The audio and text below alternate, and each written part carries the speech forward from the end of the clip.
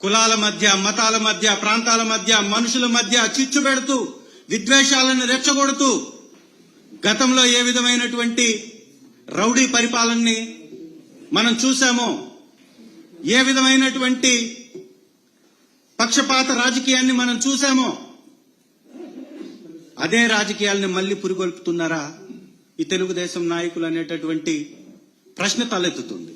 దీని మీద ఖచ్చితంగా కూడా గవర్నర్ గారు స్పందించాల్సినటువంటి అవసరం ఉంది. ప్రజాహితం కోరకుండా ప్రజాస్వామ్య స్ఫూర్తికి విరుద్ధంగా చంద్రబాబు నాయుడు గారు వ్యాఖ్యలు చేయడం తగదు అని మరొకసారి మీకు వివరిస్తూ,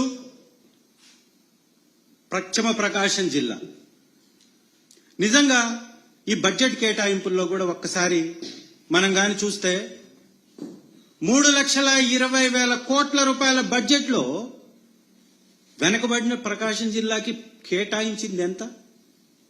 వెలుగొండ ప్రాజెక్టుపై విషం చిమ్ముతున్నటువంటి మీరు గతంలో 14 సంవత్సరాలు పరిపాలన చేశారు. ఏం చేశారని మీరు మాట్లాడుతున్నారు?